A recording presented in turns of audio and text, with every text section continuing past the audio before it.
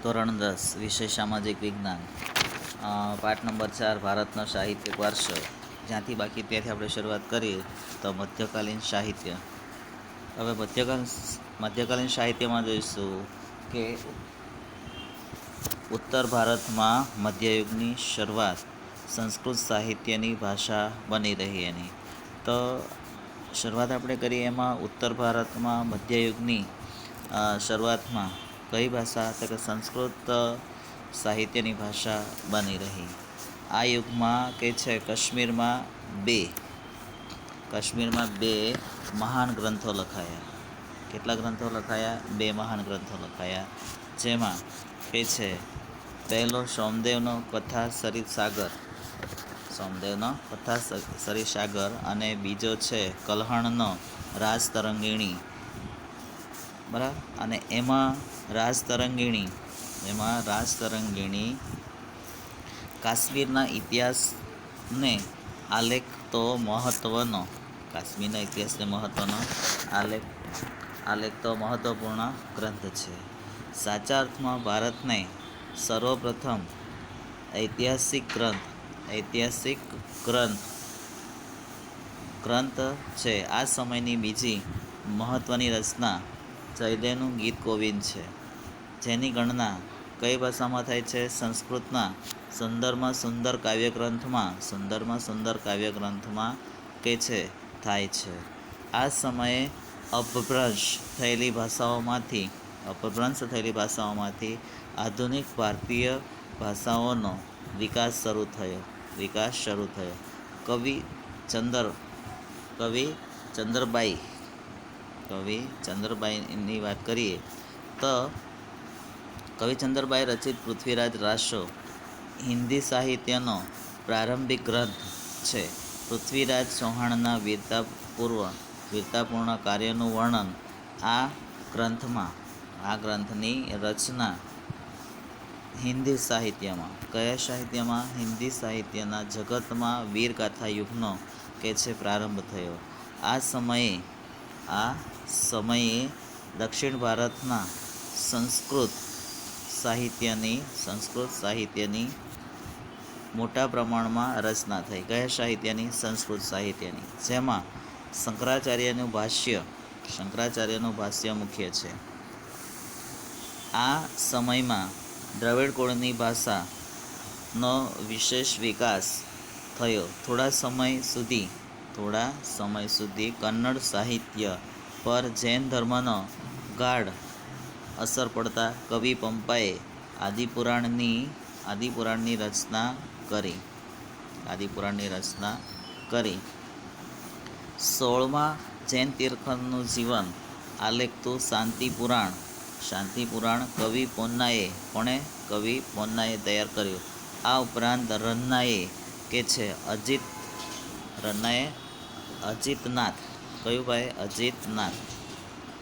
અજિતનાથ પુરાણ નામની કૃતિઓ રચી.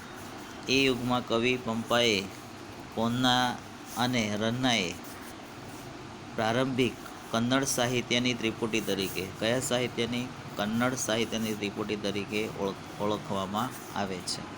કવિ કંબલે તમિલ ભાષામાં રામાયણમની રચના કરી. કોણે? કવિ કંબલે. પ્રસિદ્ધ સાહિત્ય પણ રચાયું. ભારતીય ભાષાનો વિકાસ અને સાહિત્યિક કૃતિઓની રચના દિલ્હી સલ્તનત કાળમાં વેગીલી બની. કોના સમયમાં? દિલ્હી સલ્તનત કાળમાં વેગીલી બની. વેગીલી એટલે ઝડપી બની. બે સ્વરૂપો, વ્રજ અને ખડી બોલીનો પણ સાહિત્યિક રચનાઓમાં વિનિયોગ થવા લાગ્યો. આ બંને ભાષાઓમાં અનેક ભક્તિ ગીતો પણ રચાયા. હિન્દી અને ગુજરાતી ભાષા સાથે મળતી આવતી રાજસ્થાની ભાષામાં પણ વીરગાથાઓ લખાઈ. તદુપરાંત આગળ આપણે જોઈશું આલ્હા ઉદલ, બિસલદેવ અને રાસો એ સમયની વિખ્યાત વીરગાથાઓ છે. એ ઉપરાંત અન્ય આધુનિક ભારતીય ભાષાઓમાં અન્ય આધુનિક ભારતીય ભાષાઓમાં પણ સાહિત્ય રચવામાં આવ્યું. મુગલ દાઉદનો ગ્રંથ ચંદ્રયાન એ અવધી ભાષાનો અવધી ભાષાનો સૌથી જૂનો ગ્રંથ મનાય છે. જોકે પ્રાચીન ગ્રંથો પરના ભાષ્યો હજુ પણ એ સમયે સંસ્કૃત ભાષામાં રચાતા હતા. તદુપરાંત ફારસી ભાષા દિલ્હીના સુલતાનોની રાજભાષા. કઈ ભાષા? ફારસી ભાષા. તેના સાહિત્યની અસરરૂપે અનેક ફારસી શબ્દોનો સમાવેશ ભારતીય ભાષામાં ભારતીય ભાષામાં સમાવેશ થયેલો જોવા મળે છે. આ યુગમાં અનેક ઇતિહાસકારો થયા અને જ્યાં જિયાઉદ્દીન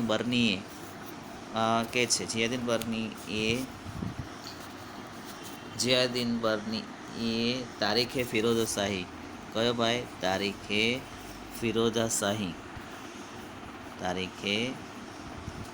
ફિરોઝશાહીની રચના કરી, જેમાં ખલજી અને તુગલક વંશના રાજ્યનું વિસ્તૃત વિવરણ કરવામાં આવ્યું છે. તેણે રાજકીય સિદ્ધાંતો પર ફતવાએ જહાંદારી નામનો ગ્રંથ લખ્યો. બરાબર. અમીર ખુશરો એ સમયનો સૌથી મહાન સાહિત્યકાર કોણ હતા?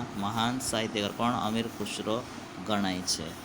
તેઓ એક કવિ, ઇતિહાસકાર, રહસ્યવાદી, સંત અને સંગીતકાર પણ હતા. કોણ? અમીર ખુશરો. સુપ્રસિદ્ધ હઝરત નિઝામુદ્દીન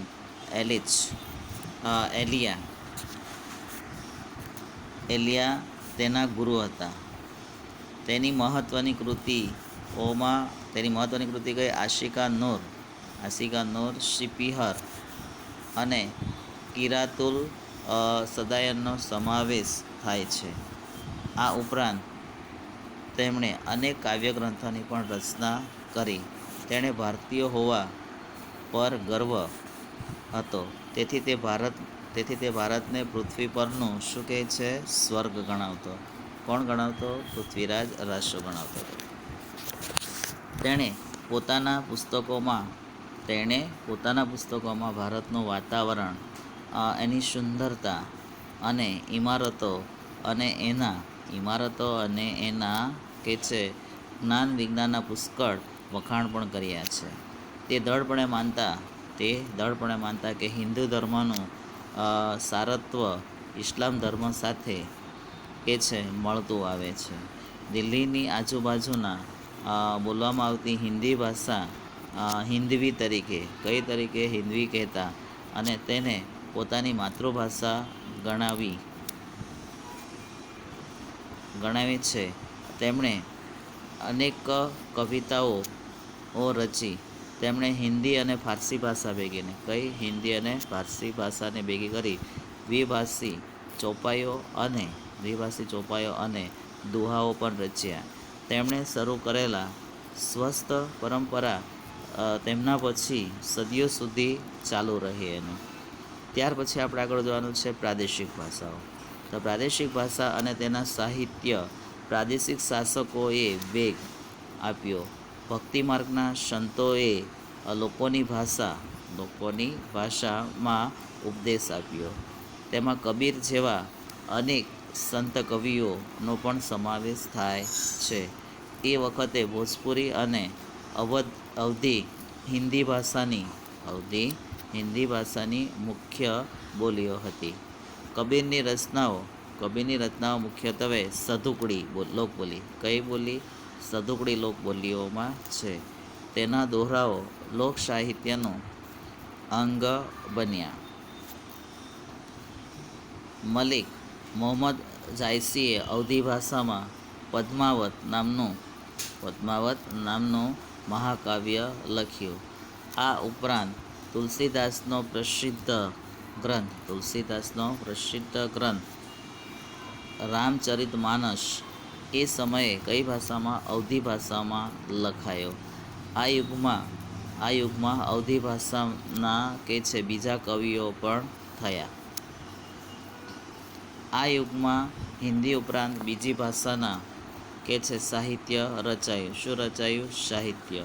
બંગાળના સુલતાનોના કે છે આશ્રયે રહી કૃતિવાસીઓએ બંગાળીમાં રામાયણ અને પ્રસિદ્ધ કવિ ચંડીદાસે સેંકડો ગીતો રચ્યા. કોણે? ચંડીદાસે. બંગાળમાં સંત ચૈતન્યથી ભક્તિ ગીતો લખાવાની પરંપરા શરૂ થઈ. નરસિંહ મહેતાએ ગુજરાતીમાં અને નામદેવ એકનાથે મરાઠીમાં ભક્તિગીતોની રચ્યા. જૈનુલ અબિદીનના આશ્રયે કાશ્મીરમાં મહાભારત અને રાજતરંગિણી જેવા અનેક સંસ્કૃત ગ્રંથોનો ફારસી ભાષામાં અનુવાદ થયો. કઈ ભાષામાં? ફારસી ભાષામાં. વિજયનગરના સમ્રાટોના શાસનકાળમાં સંસ્કૃતનો વિકાસ ચાલુ રહ્યો. આમ છતાં આ યુગ તેલુગુ સાહિત્યનો વિકાસ તેલુગુ સાહિત્યનો વિકાસનો મહત્વપૂર્ણ કાળ છે. વિજયનગરના મહાન સમ્રાટ કૃષ્ણદેવરાય તેલુગુ અને સંસ્કૃતના લેખક હતા. તેમણે આમુક્તમાલ્યદા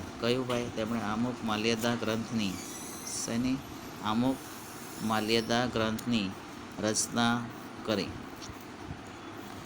મુઘલ શાસન દરમિયાન વાસ્તુકલા અને અન્ય કલાઓની સાથે સાહિત્યનો પણ વિકાસ થયો. પ્રથમ મુઘલ બાબર કે છે તુર્કી ભાષામાં તુઝુકે બાબારી નામે આત્મકથા લખી, જેનું ફારસીમાં બાબરનામા નામથી ભાષાંતર કરવામાં આવ્યું. તદુપરાંત હુમાયુની બહેન ગુલબદન બેગમે હુમાયુનામા જાંગીરે તુઝુકે જાંગીરી નામની પોતાની આત્મકથા લખી.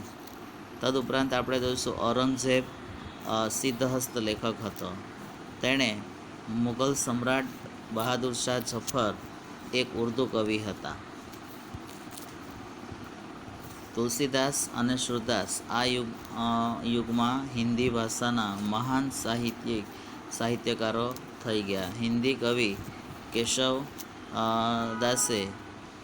કવિ કેશવદાસે પ્રેમ અને વિરહના વિષય પર સાહિત્ય રચ્યું. રહીમના દોહરા દેશના ઘણા ભાગોમાં આજે પ્રસિદ્ધ છે. આ સમયે ફારસી ભાષામાં અનેક નોંધપાત્ર પુસ્તકો લખાયા. અબુલ ફઝલે આઈને અકબરી અને અકબરનામા લખ્યું. આઈને અકબરીમાં ભારતીય રીત રિવાજો, શિષ્ટાચારો, ધર્મ દર્શન, આર્થિક સ્થિતિ અને જીવનના લગભગ તમામ પાસાઓનું વિસ્તૃત વર્ણન કરવામાં આવ્યું છે. એક ઐતિહાસિક કૃતિ તરીકે અનેક ગ્રંથો ઘણો જ મૂલ્યવાન છે. અબુલ ફઝલના ભાઈ ફૈઝી ફારસી ભાષાનો એક મહાન કવિ હતો. તેણે અનેક સંસ્કૃત ગ્રંથોના ફારસી ભાષામાં સંસ્કૃત ભાષામાંથી ફારસી ભાષામાં અનુવાદ કર્યો. અકબરે તો મહાભારત, રામાયણ, અથર્વવેદ, ભગવદ્ ગીતા, પંચતંત્ર જેવા ગ્રંથોનો અનુવાદ કર્યા માટે એક અલગ ખાતાની સ્થાપના પણ કરી. અકબરના સમયમાં ઇતિહાસના ઘણા ગ્રંથો લખાયા. મધ્યયુગની સૌથી મહત્વની ઘટના ઉર્દુ ભાષાના જન્મની છે. આ નવી ભાષા સાહિત્યની દ્રષ્ટિએ સૌથી સમૃદ્ધ એવી અન્ય આધુનિક ભાષાઓની હરોળમાં આવી ગઈ. આ ભાષામાં વલી, મીર તકી મીર, નઝીર, અકબરાબાદી, અસ્દુલ્લા ગાલિબ જેવા મહાન કવિઓ પણ થઈ ગયા. 18મી સદીમાં તો 18મી સદીમાં કે છે ઉર્દુ ગદ્યનો પણ વિકાસ થયો. સંસ્કૃતના મોટાભાગના ઐતિહાસિક ગ્રંથોનું ઉર્દુ ભાષામાં પણ કે છે ભાષાંતર થવા લાગ્યું. તદુપરાંત ઉર્દુ ભાષામાં અનેક મૌલિક ગદ્ય ગ્રંથો પણ તૈયાર થયા, જેમાં મોહમ્મદ હુસૈન આઝાદે દરબારે અકબરી મહત્ત્વના ગ્રંથ લખ્યા. તો અહીંથી આપણે હવે બાકી રાખીશું.